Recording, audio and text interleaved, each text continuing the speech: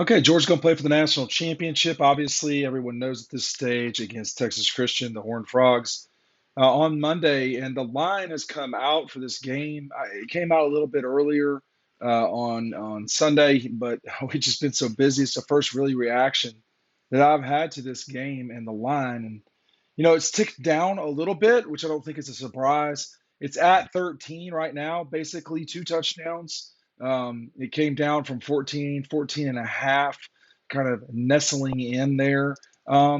Immediate reaction, hey, look, it's a lot. And it's kind of hard to take into consideration um, teams like Georgia and Texas Christian playing a game where it would be a two-score uh, final. I mean, heading into it, I mean, a two-score at 14 points is a lot in a college football game. 14 points in a national championship is this the first time that that's been the case in a long, long time. So, um, you know, it's tough to say, oh yeah, Georgia's going to cover that line after what we just saw from the Ohio State game. But at the same time, Georgia is a dangerous team right now, and they have, just like TCU, figured out how to win over and over and over again. And I wouldn't. Uh, it's hard not to pick them to win. I saw Dan Mullen today saying it'd be tough to pick against TCU. Put money on it. Well, yeah. I mean, uh, yeah, it is tough to do that. But I mean, in this case, you're looking at a score that's somewhere around. I'm trying to do the math as we talk. Somewhere around like 38 to 24, which looking on it, that's a relatively decisive. That would be a relatively decisive win for Georgia, 38 to 24. I mean, just be full transparency. I thought that would be much more what the Ohio State Georgia game would be like, but it wasn't. And Georgia really had to fight their way. I think they should firmly expect to fight for this thing to be a complete fight all the way in the fourth quarter. I mean, TCU, every single game they played that's mattered has gone into the fourth quarter late. I mean, they've got a lot of experience playing tight games late. Just the Kansas State game. I don't think that the Michigan game, the Kansas State game. I mean, they have consistently played tight games. Um, you know, the Kansas game, they won. That was a touchdown game. Oklahoma State overtime. Kansas State, the first one was 10 points, not that close. The Texas game was a touchdown game. At Baylor, you're running your guys onto the field to kick. I mean, and then the Kansas State game, they lost in overtime. These guys have played a lot of tight games. And the Michigan game for them came down to the last play of the game. So just like real quick math here. I mean, you're looking at the Kansas game, Oklahoma State, Texas, Baylor, Kansas State, and Michigan. 6 of their 14 games, y'all, have come down to the final play of the game. I mean, how many games this season for Georgia can you really say that? Missouri and Ohio State. So you don't want this to be tight at the end. You don't want this to be tight at the end. You don't need Stetson season. Let Stetson season begin in the first quarter.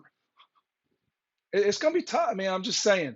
I expect Georgia to win, but it is not out of the realm of possibility in any way that TCU can come in and win this game. They are winners, period. I'm not just saying that. And I said, we were in the press box at Kentucky, and these guys are running guys on the field to win the game. It was crazy. It was crazy. I was cheering for it myself. I know you're not supposed to cheer in the press box, but we had a long way to go until the Kentucky game. And I don't think they're going to kick me out. Hey, look, make sure you're signing up for our newsletter. The link is right down below. We're going to have some really neat offers from Red Zone in there.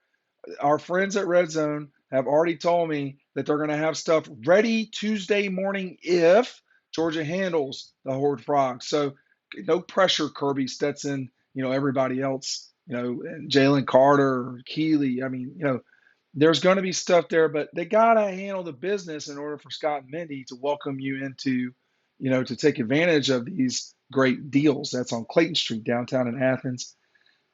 13, that's a lot. I see my laptop over there.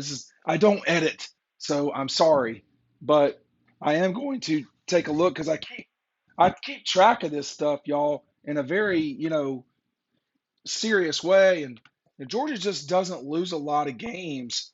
I know they lost the Texas game and the South Carolina game.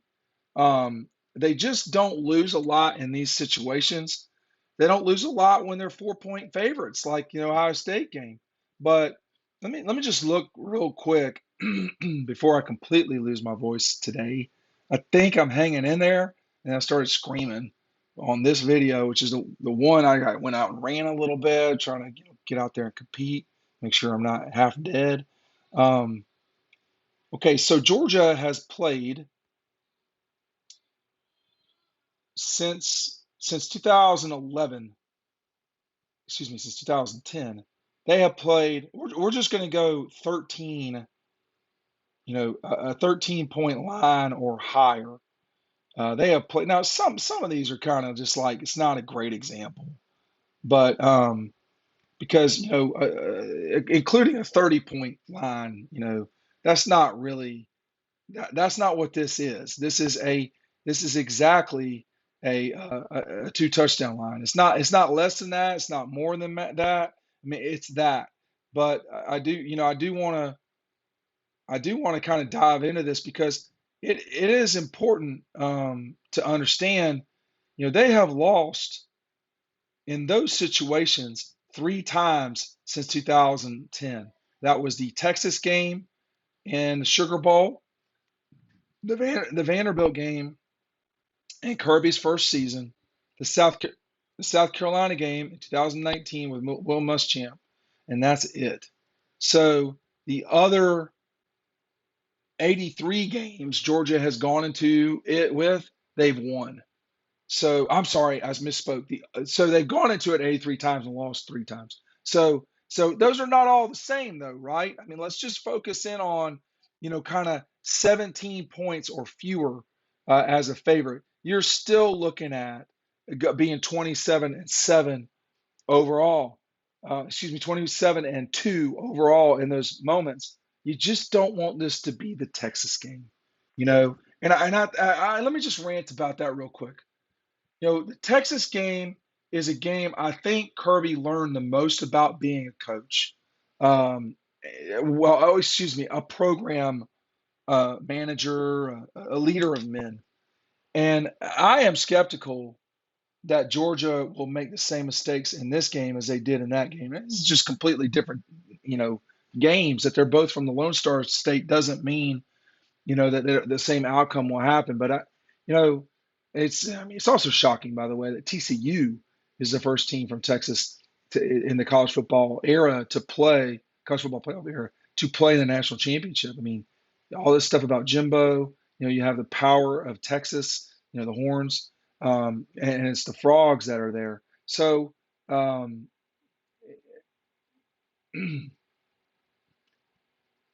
the data tells you, hey, Georgia should win this game. When you watch TCU, though, their ability to score is significant, and um, that should not be underestimated. Obviously, the easiest way to beat Georgia is with a really good quarterback and receivers. Well, they have a really good quarterback. Now, he's not a gunslinger. That's not what that guy does.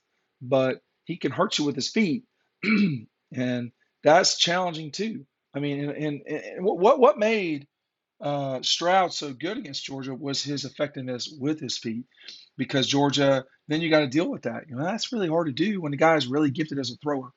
This guy Duggan is not as gifted as a thrower as Stroud. I mean, clearly, but he is still, y'all, he is still an exceptional player of football and a good quarterback. And we talk about that so much on Dog Post. Can this guy play quarterback?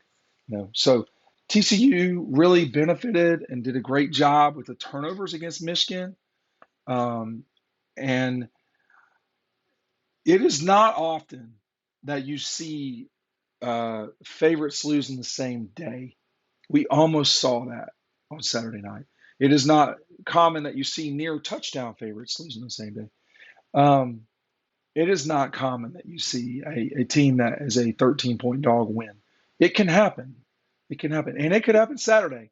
But my reaction is it seems a tad high. But let's just see how it progresses. It's come down some, but it's a tad high. I don't think it's crazy high. Thanks for watching.